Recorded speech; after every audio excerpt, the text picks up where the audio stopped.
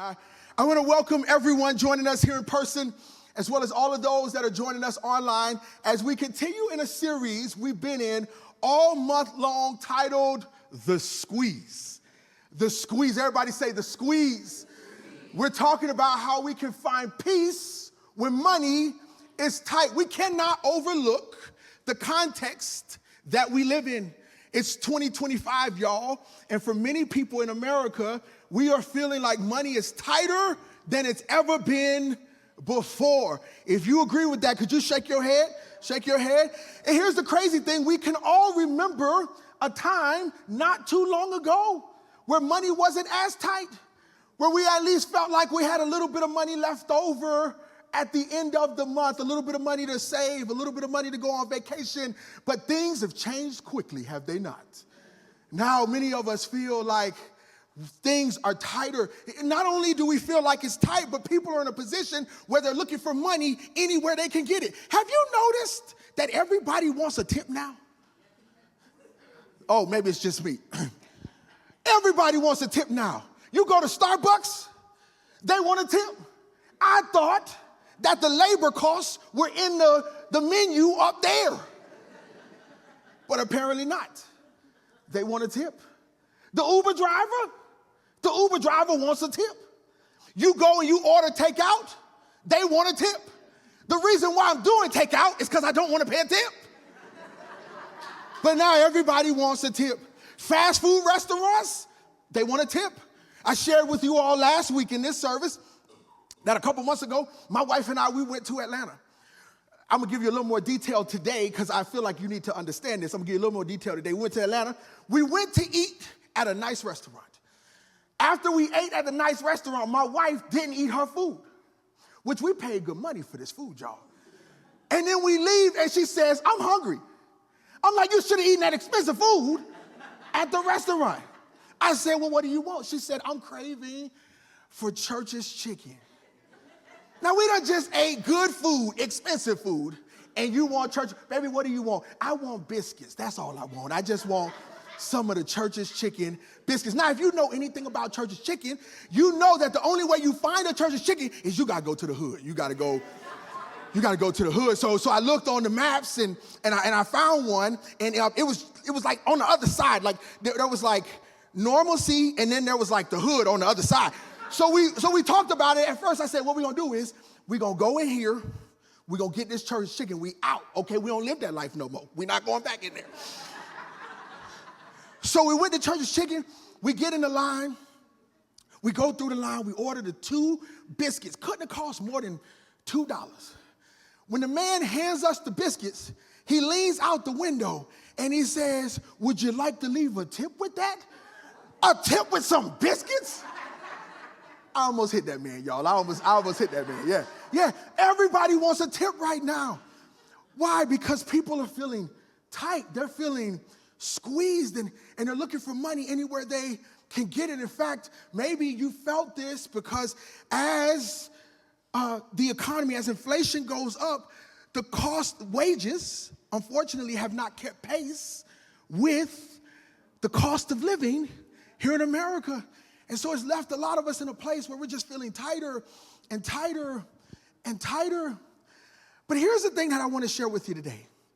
Despite what's happening in our economy, we should still find a way to have peace. Because your peace cannot be contingent upon GDP. Your peace, some of y'all are like, what is GDP? Don't even worry about it. Your peace cannot be contingent upon what the unemployment rate is. Your peace cannot be contingent upon what your employer is doing. Your peace cannot be contingent upon who's in the White House. Yeah. You've got to figure out as a Christian how to have peace regardless. In fact, write this down. As a Christian, your peace can't be tied to this economy. And so as a church, we felt the need to deal with this thing called peace. In fact, the Bible says this in John chapter 16, verse 33. This is Jesus speaking. He says this, I have told you these things so that in me you may have peace. In other words, Jesus says peace is found in me and me alone. The reason why some of us are so stressed out, The reason why you're struggling to sleep at night is because your peace has maybe been placed in all the wrong places. See, everything else in the world that we live in is full of ups and downs, right? But Jesus is consistent. So regardless to what happens in the economy, as long as our peace is found in him, we're going to be all right. Are y'all with me on that?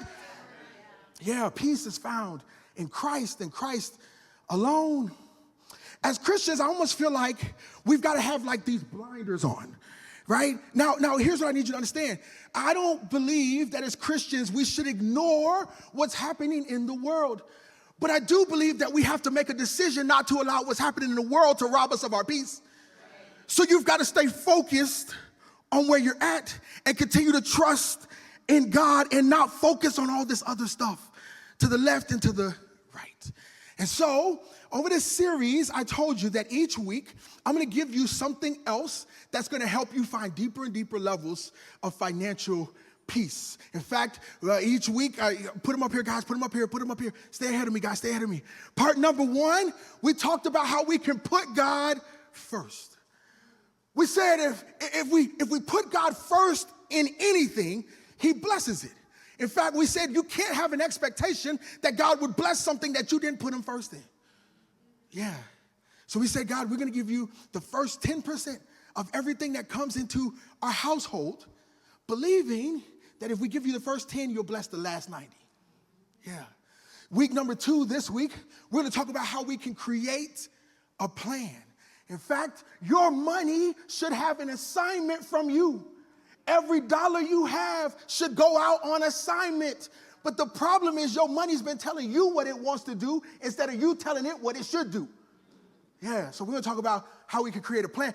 Next week, we're going to stop taking shortcuts. Slow and steady wins the race. There's no shortcuts if you want to find true peace. There are no shortcuts. Have you ever noticed that all your multi-level marketing friends are still broke?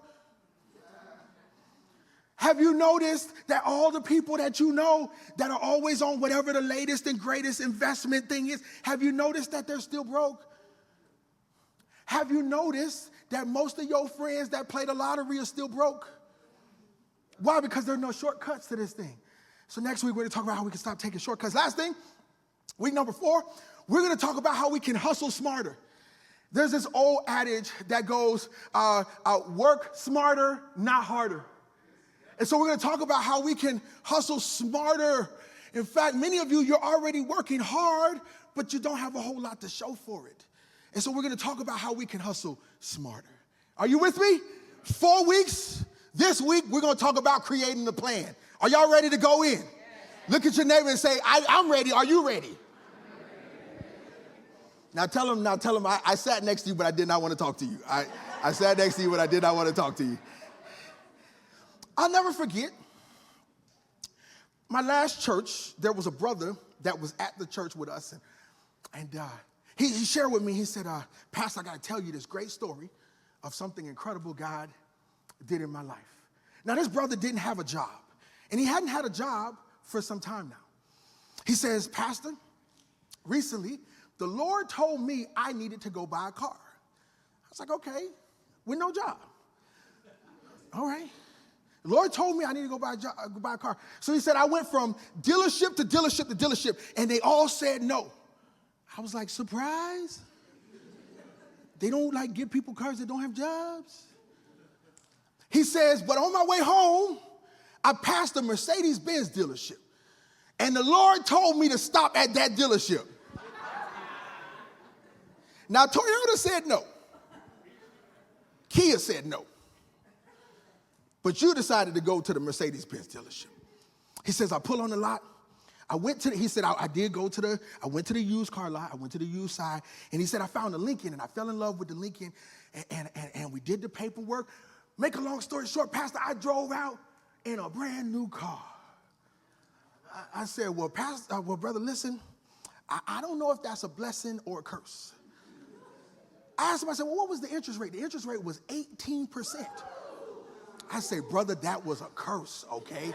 That wasn't God at all. That was a curse. Now, make a long story short, he lost that car, okay? He lost that car. Okay, now, I can't say that I was surprised.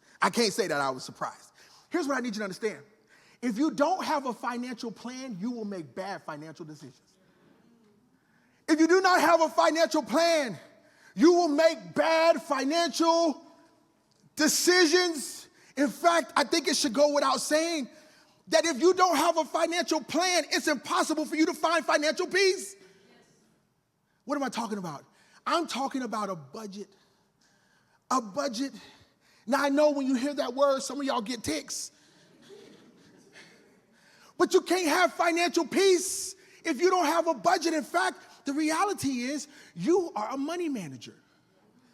And the best money managers manage money based upon a budget. But if you don't have a budget in place, you've set yourself up for failure. And so today we're talking about how we can create a plan. We got to create a plan. In fact, here's the thing I need you to understand. Without a budget, you'll forever be chasing more and more, but you don't really know what you actually need because you don't got a budget. I just need more, just more. And then more comes in, I need more, and I need more, and I need, you don't really know what you need because you don't have a plan for your money. Here's another thing, without a budget, you'll say, I can't afford this, or I can't afford that, when in actuality, you don't really know what you can and can't afford because you don't have a budget.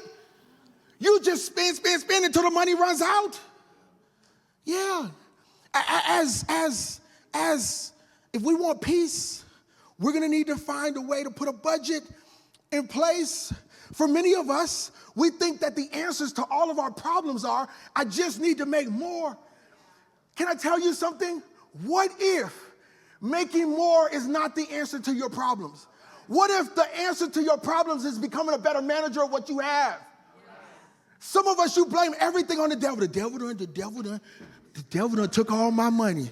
No, the devil ain't do that. You just haven't managed what came into your hand. In fact, the devil's like, thank you for giving me credit, but that was all you. That was all you. You did that. Yeah, you did that. Yeah.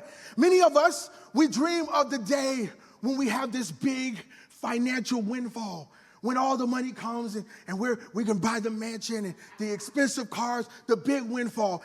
Now, we're not talking about the lottery because we're Christian and we don't play the lottery, right? Somebody just put a quick pick away. Yeah, we're talking next week, we're talking about shortcuts. That's a shortcut. That's called gambling. That's not wise financial management. In fact, the people in the state of Florida that have money, have you ever noticed that they don't play the lottery? You should ask yourself why. Why don't they play the lottery? Maybe they know something you don't know. Yeah. We all dream of this time when we get to a place where we can have all of our dreams fulfilled. We have the big house and we have the money. But I'd rather, instead of talking about the future, I'd rather talk about the current. In fact, I want you to write this down. What if your current struggle is more linked to your management decisions than it is to you not having enough? Like, yeah, like one day I'm gonna have $30 million. But here's the thing. If you don't learn how to manage the $30,000, you're gonna lose the $30 million. In fact, if I gave you $1 million today, if you don't learn good, sound financial management, you're going to be broke again in no time. Some of y'all are like, just give me the money. Let me try it. Let me figure it out. All right, let me try it. Yeah. The Bible says this in Luke chapter 14, verse 28, and I see Jesus speaking to all of us in this passage. Look what he says. He says, for who would begin construction of a building without first calculating the costs to see if there was enough money to finish it? Okay, I feel like this is what he's saying. I got to bring this home. Here's what he's saying. He's saying, who would buy a pair of shoes without first calculating if you got enough money to afford the shoes? Yeah, he's talking to you here. Who would start a new subscription without first calculating all the other subscriptions that you have to see if you need this subscription? Some of us got 50,000 subscriptions. Money coming out on a regular basis. Netflix laughing all the way to the bank. All the way to the bank. Yeah. It's almost like Jesus is saying, who would commit to going on a vacation without first calculating all of the costs connected to the vacation? Well, I know what the plane costs, and I know what the hotel costs. Well, there's a whole lot of other expenses that go into you going on vacation. And we don't just go spend. We put a plan in place first. Yeah, it's almost like Jesus is saying, who would go buy school clothes for their kids without calculating how much money they should set aside in the months leading up to August, knowing that school starts every single August? It just like stuck up on me. I don't even know how this happened. It just stuck up on me. It comes every single August. So the best thing for us to do is to put a plan in place. We know it's going to happen. Why not plan for it? We should have a budget. This is Jesus saying, you should have a budget. Here's the thing. Children spend impulsively, but adults plan. Yeah, I'm trying to teach my kids this right now.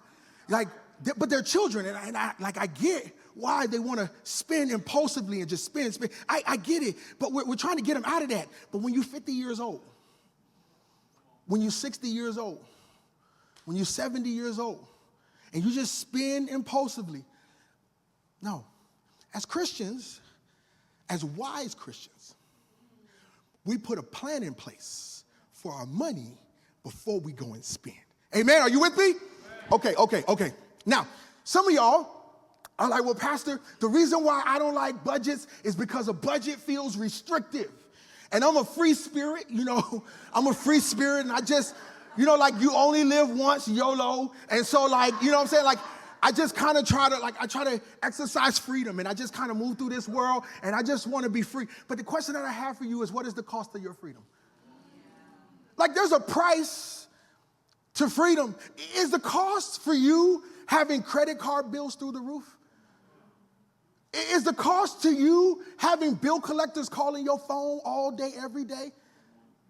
Is the cost to you not meeting your financial goals? Is the cost to you getting a W-2 in January and looking at it, wondering where in the world did all that money go?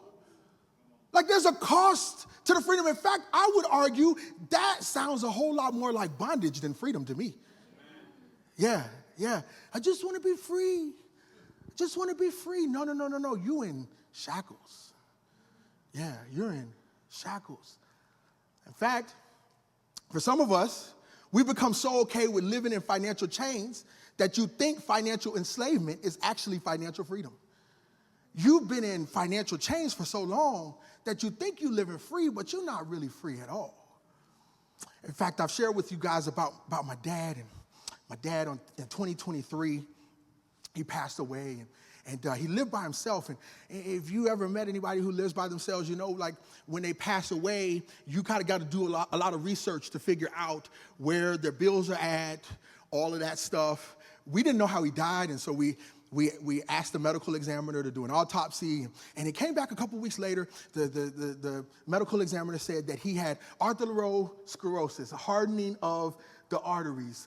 He said that it was a cardiovascular event. In other words, his heart stopped. And when I started doing some research in his house, going through all of his bills and everything, what I realized was that he was stressed out financially. He couldn't afford his bills. And he had been living like this for a long time. And I thought to myself, why didn't he just call me? Why didn't he ask for help? And then I realized he did call me, but he just didn't ask the right questions. He was living in shackles, financial shackles. In fact, listen to this. Proverbs 22, verse number 7, the Bible says this: the rich rule over the poor, and the borrower is slave to the lender. Many of us, you feel like him right now. You're stressed out. You've got anxiety. And the reason why is because you are enslaved to the payments. You're enslaved to the credit card company. You're enslaved to the car company. You're enslaved to the mortgage company. You're in chains. And I believe there's a better way. Oh, y'all are quiet. I said, I believe there's a better way. I believe there's a better way. Yeah. Here's the reality. Just because this is all you know, don't make it right. I know grandmama lived like this. I know mama lived like this. But if you want better results than what they got out of life, you're going to have to do something different. Are you with me? Okay. Here's the simple question that I have for you. Do you tell your money where it's gonna go, or does your money tell you where it's gonna go? Do you tell your money where it's gonna go, or does your money tell you where it's gonna go? Okay, I got a better question for you.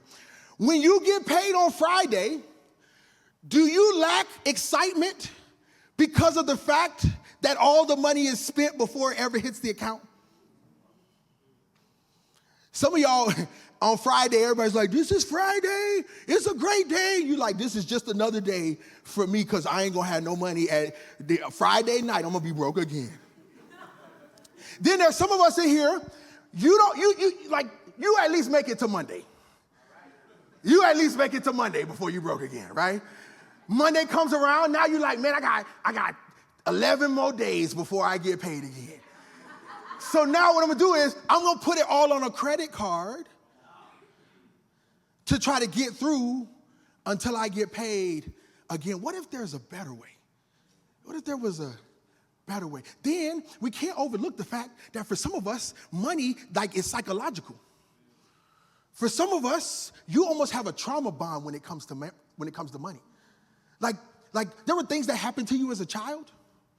Maybe you were poor as a child, and then you made a promise to yourself that you would never live like that again. And so you spend recklessly trying to fill a void that you never fixed and worked on in counseling. Yeah. So now you're buying stuff, you know you can't afford that car. That car's driving you crazy. But it fills a void in you every time somebody says, oh, I like that car. That's a nice car. You really? You like this one? You like this? You got packages coming to the house from Amazon every single day.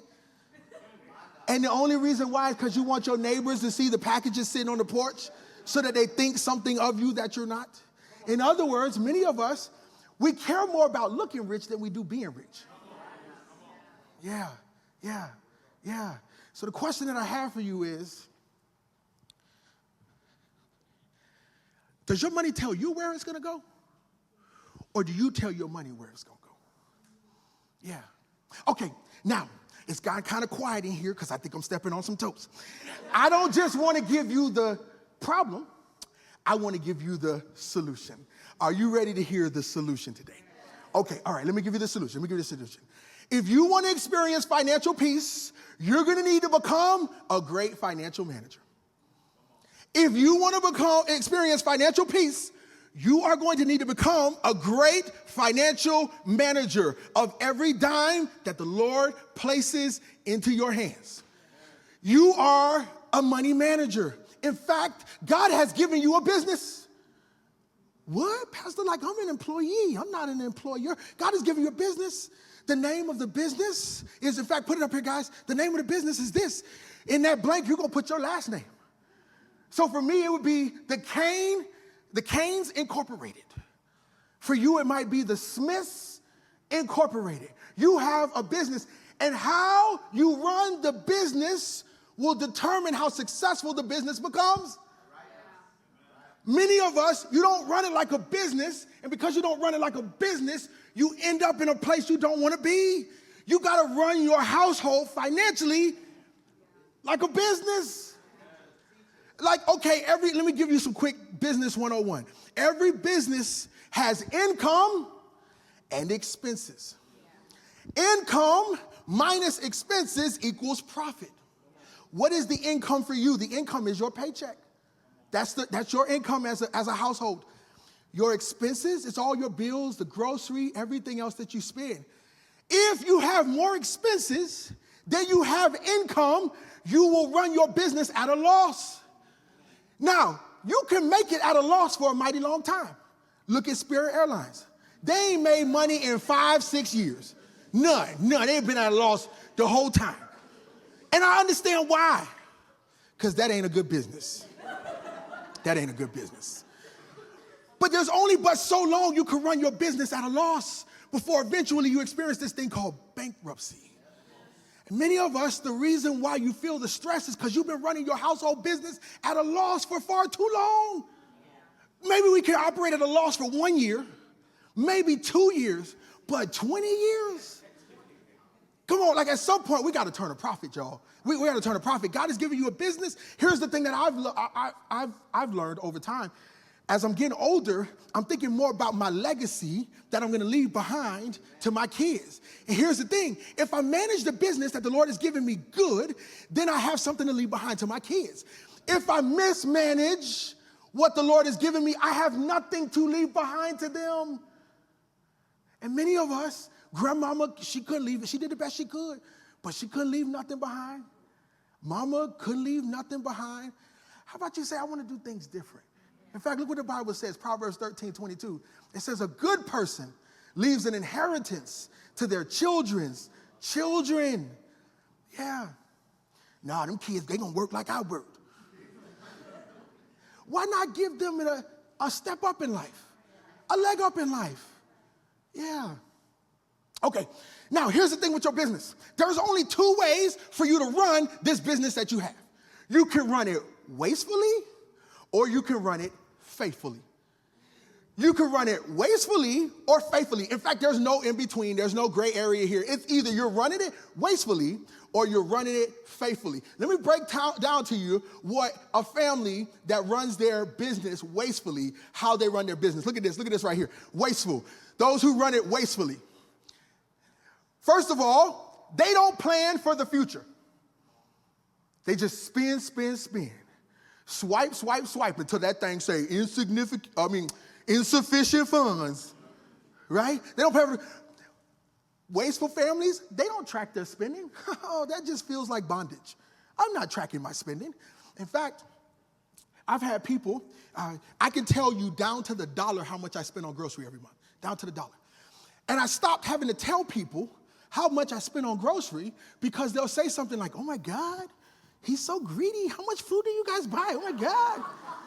But then I realized they spend the same amount of money on grocery. They just don't know how much they spend on grocery. Because whenever the refrigerator gets low, they just go to Publix, pick up anything off the shelf, and then swipe, and leave. So they don't have a clue how much they're actually spending on grocery. You got to track your spending. Here's another thing that wasteful people do. They spend foolishly. They spend foolishly. Like you on a Target budget, but your behind is down at the Palm Beach Gardens Mall buying Gucci and Louis Vuitton. Can I tell you something? And this might not be popular.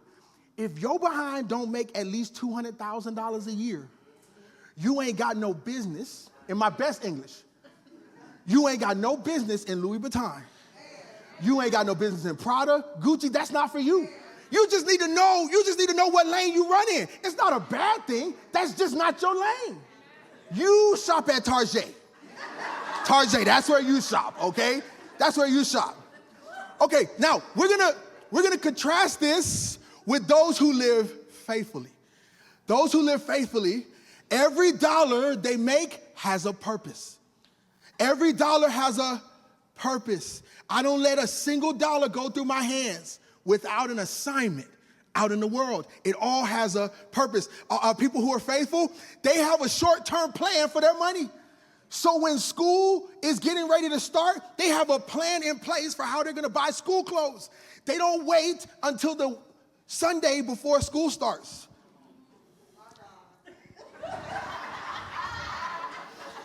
Some of y'all are like, he need to hurry up because I got to get out of here. I got to go shopping. I got to go get this school. I got to get these school clothes.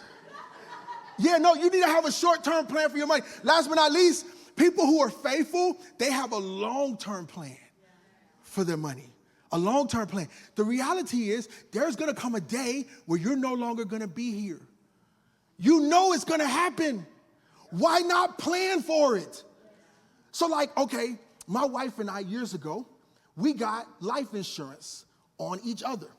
So if I were to die today, at my funeral, she's gonna struggle. I'm gonna tell you it's gonna be hard for her. She's not gonna know whether to laugh and throw a party or whether to cry. Now I need you to understand, it's not because she killed me.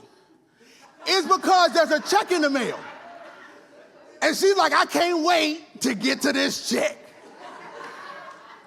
Here's the reality. I know that someday I'm not gonna be here. Why would I not plan for that day? Come on, somebody. So faithful people, they have a purpose for every dollar. They have a short-term plan, and they also have a long-term financial plan. Okay, here's the last thing I'm gonna do. I got a couple minutes left, and then I'm out of here. Last thing I'm gonna do. I wanna give you some practical ways that you can actually live this out. In fact, I'm gonna show you how to put together a budget. But before I show you how to put together a budget, I'm going to give you a rule of thumb when it comes to your money. In fact, take a look at this right here. Take a look at this right here. Okay. This is how most people spend their money.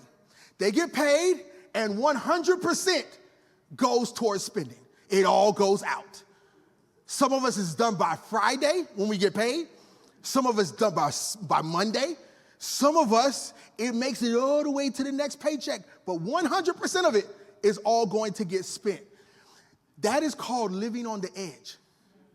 And the reason why you find yourself in a place where you're constantly going into credit card debt is because you've been living life on the edge. What does it look like to not live anywhere close to the edge? Like this. This is called the 10-10-80 rule. The 10-10-80 rule. Now, there are other rules out there. You can Google them, but I have not met a person who lived like this that ended up in a position where they were broke. I've never met a person who lived like this that ended up in a financial position where they didn't have financial peace. The 10-10-80 rule. What is the 10-10-80 rule? What it says is, I'm going to give God the first 10%. So if I make $100, how much am I going to give God? If I make $1,000, how much am I going to give to God? If I make $10,000, how much am I going to give to God? 10%, the first 10%, I'm going to give that to God. Why? Because we know if you give him the first 10, he blesses the other 90. The other 90 goes so much further when his hand is on it. Okay, so the first 10% is going to go to God. The next 10% is going to go to savings and investing. So in other words, I'm saving for me, for my future. When it's time for me to buy school clothes for my kids, I'm probably not going to pull that out of the normal budget. I'm going to pull it out of the money I've been stacking over time. And here's the great thing about this bucket. If you get this bucket right, when the car breaks down, you don't need a credit card. You've been putting money away for it. When the dishwasher stops working, you don't need a credit card. You go into that money, and here's the best part about it. The money grows. So what does that mean? If I take $1,000 out of that money today, that money's gonna keep growing, and eventually it will replenish the $1,000 that I just took. So what have I done? I just created a hedge against stuff happening in my life. I know this stuff's gonna happen. Why would I not plan for it? The car's gonna break down. My kids are gonna need something that I did not plan for. This boy need a TI calculator. I never even took a math that high in school. We don't need a TI. I just had a regular calculator. That's all I needed in the math classes I took. That was it. Yeah, like I'm gonna take it from there. Okay, and then the last 80%, all of that is gonna get spent. That's where my grocery money is gonna come out of. That's where my mortgage is gonna come out of. That's where my phone bill is gonna come out of. Everything else is gonna come out of this 80% right here. The problem is, for many of us, you don't have a plan in place. So the moment the money comes in, you go right over here and you start spending. That's called being wasteful. Does that make sense? Okay, now that you got that piece, we gotta do a quick budget. We gotta do a quick budget right here. My timer's gone, y'all. I need a timer up there. All right, this is gonna be called the faithful budget. The faithful budget, okay?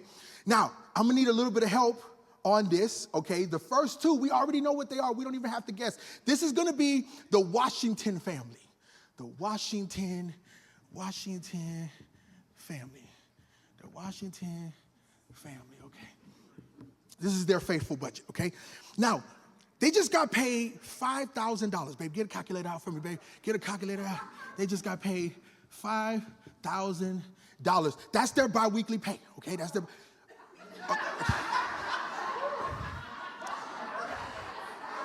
Okay, they just got paid $4,000 biweekly, $4,000, $4,000, okay? Biweekly, okay? All right. Question, What is the first thing they're going to do with the money they just got paid? They're going to give to God first. Right? How much are they going to give God? Come on, y'all are smart. Now, after they give to God, next they got to pay themselves. They got to put money in savings and investing. So this is savings and investing. How much money is going there? $400. How much money do they have left? They've got $3,200. I told y'all I ain't have a TI calculator. I had a regular calculator. I ain't have a TI calculator. Yeah, they've got $3,200 left. Now, they've got to get everything else within the $3,200. So the next thing that they have is they've got rent. How much is their rent?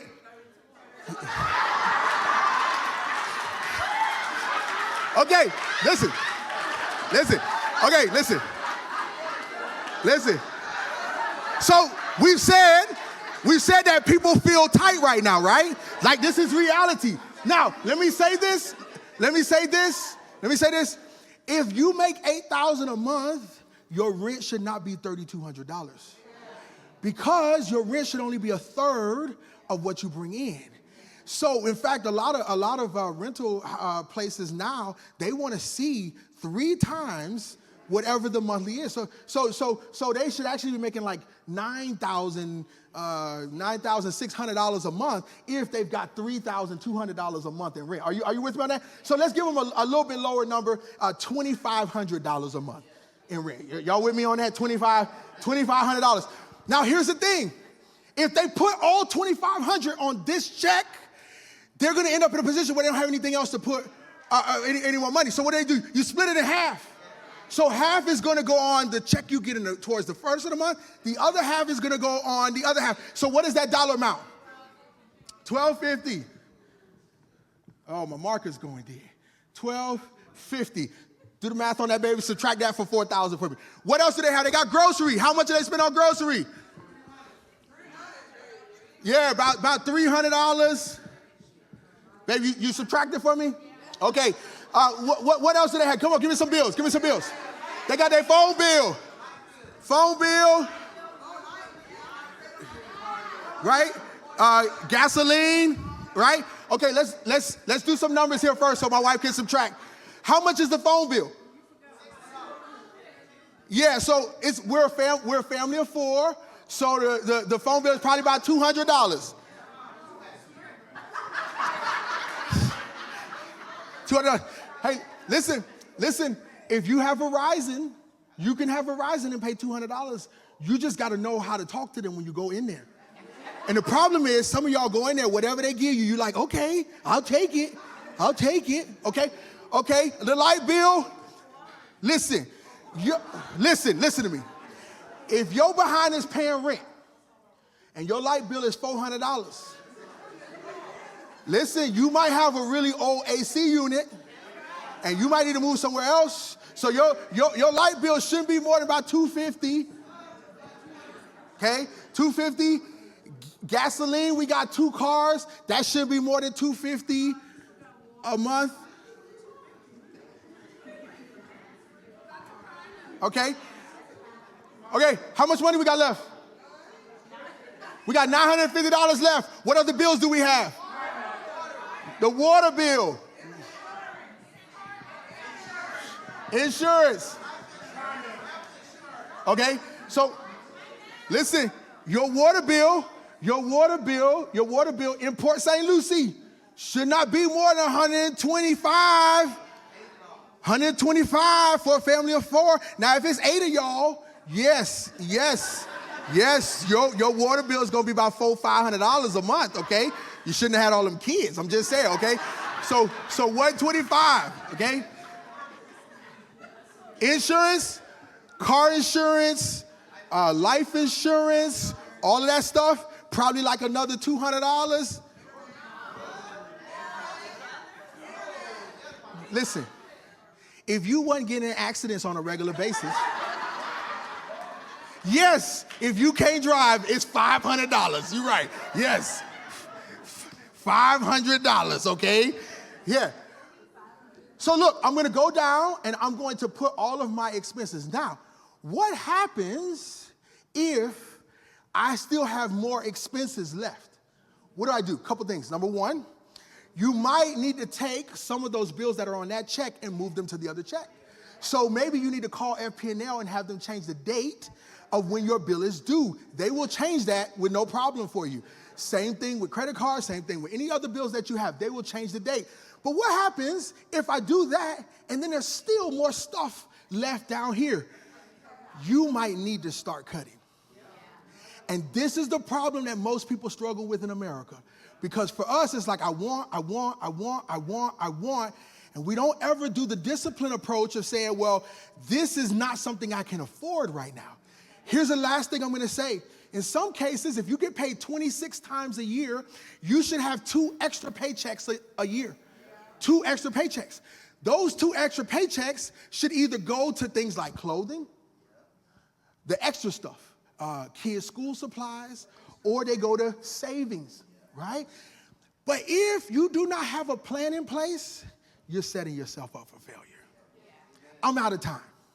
They're sending me messages through the screen right there. Did y'all get something out of that? Listen. Here's what I need you to understand. You need to have a plan in place. You got to have a plan in place. We're adults. We don't just spend recklessly. We put a plan in place. And I promise you, if you work this thing for the next 5 years, 10 years, I promise you're going to experience a level of peace that you've never experienced before. Like I said, I don't know anybody who has lived their life like this, 10-10-80, who wants anything. I don't know any, or is wanting, in other words, struggling, and that doesn't have peace.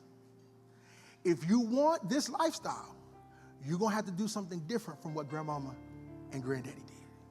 Are you with me on that?